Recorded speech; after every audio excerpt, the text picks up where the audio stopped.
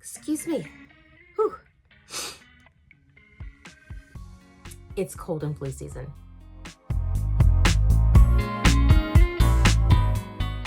Hi, thank you for joining. I am excited to bring this to you because it means so much to me and to all of you, and you're going to see why in just a moment. Cold and flu season is approaching. It's approaching. And for some of us, it's already here. Lovely. I've been dealing with this cold for the past few days, and one thing that occurred to me is when you have a cold, the world still turns, right? The kids still need to be fed, work still has to be done, the house still has to be tended, and all of these things. So what are the things that we need to do in order to make ourselves be as competent and capable as possible when we are feeling like the absolute worst? That is what this video is all about. So stay with me here. Thank you for joining. Thank you for subscribing and hitting the notification bell. I hope you enjoy this video. All right, so what do we need to do to stay at our absolute best? Okay, first of all, and I'm saying this first because it is the most important thing, and that is we need to hydrate. Hydrate. Hydrate more than you would normally hydrate. And if you think about it, so there was this whole idea of, we need our 8 glasses of water a day. To some degree, that's dicey in terms of what 8 cups of water looks like, whether it's water that's mixed with tea, does that count as, actual water? Or if it's water that has crystal light or some sort of electrolyte added to it, does that count as towards our 8 cups or not?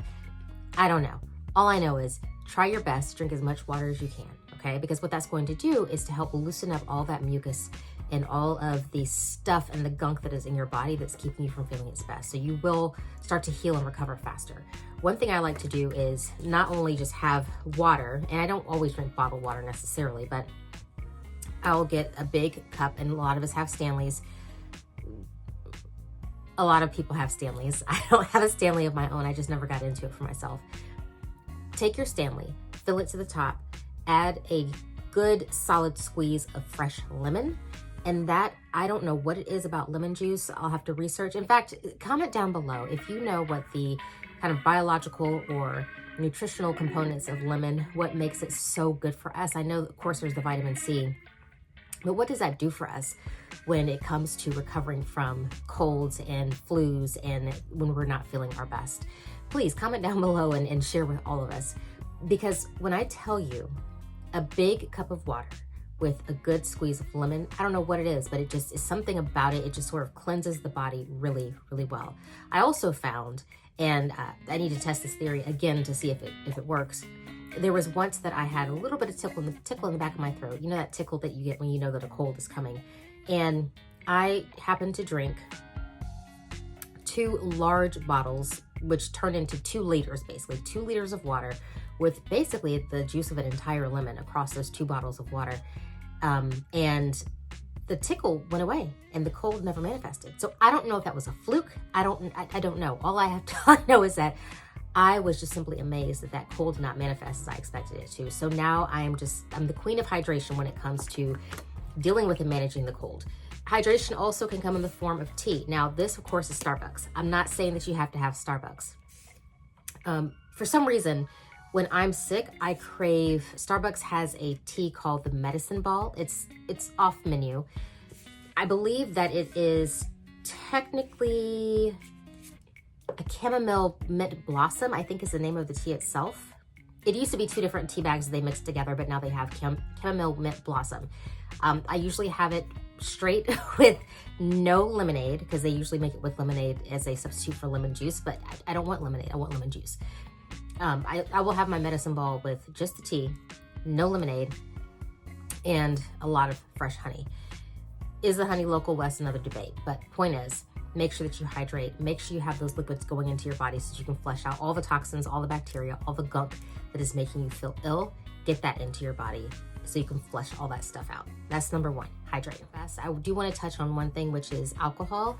And we all of us enjoy a nice glass of wine here and there. However, alcohol by default, by nature, dehydrates the body.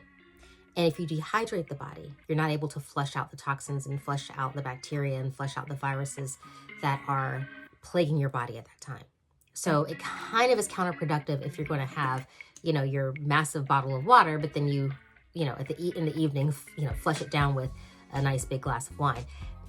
It's just counterproductive during this time. If it's at all possible, I would say limit alcohol use and alcohol consumption, just because it's going to dehydrate your body, and that's not going to do you any favors when it comes to recovering, because nobody wants to be sick a second longer than they need to be sick. Am I right? Or am I right? Number 2, you've got to rest. It is what it is. Your body is going to crave rest more than you think that it does. Is rest hard to come by? Yes. But if there's any time in your life that you need to leave dishes in the sink, and that you need to leave clothes unfolded, and that you need to leave extra stuff undone, this is the time. Because the more that you can rest, it allows your body to focus on fighting off those viruses and fighting off that bacteria and all the stuff that's going on in your body. It allows your body to take its time and dedicate to that fight. It allows the immune system, instead of the immune system having to fight all the other stuff around in the world that you're encountering, it can now just kind of manage just this one thing, which is getting rid of this cold. So take the time to rest. Go to bed early. I am the worst when it comes to getting to bed early.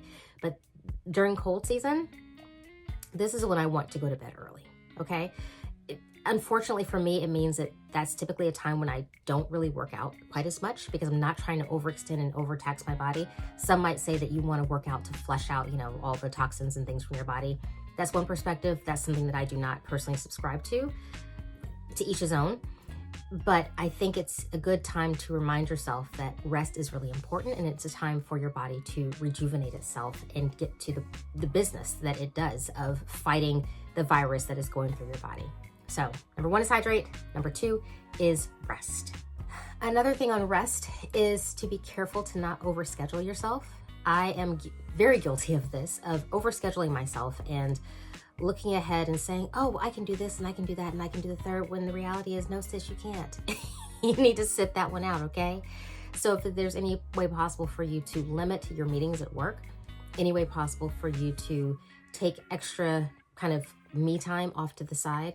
If, for example, if your kids are in sports in the evenings or in the afternoons on Saturdays, weekends, and whatnot, if there's a way to find a carpool buddy that can help you out, that will do you wonders in terms of, if not just the whole physical component of rest, but also the emotional and mental component of rest, because that's equally as important. Our mental state and our mind can actually take our physical body through the ringer when it comes to just having a sense of rest and a sense of peace, because everything that we're thinking, everything we're feeling will show up in our bodies. We want to make sure that we're kind of freeing that up so that we can rest properly and recover from that sickness or that illness that you're experiencing. So if you have a carpool buddy that you can call on, go for it. If you have a neighbor that has ever said to you, hey, if you ever need me for something, now is the time to call. Don't be afraid and don't be ashamed. If you know that you have things that are on your calendar that are coming up, this is a good time for you to say, hey, you know what, maybe I can push some things off, delegate to someone else, or perhaps decide and prioritize. Is that task really important for you to complete this month? Or is it just sort of a luxury activity that you wanted to complete? Maybe you don't really have to go to that event. Maybe you don't really have to go to that party or that engagement. And if so, then that's okay. It's okay to say no. It is okay to stay at home and say no, especially when you're not feeling well, because that part is actually twofold. Not only are you extending the time that you're going to be ill, potentially, because you're not resting, you're also exposing other people to whatever illness that you have going on, and nobody wants to be that person. And number 3 is really a mindset thing. It is a mindset of giving yourself grace. Recognize that you are not feeling well, and it is okay to not be busy. It is okay to not be productive.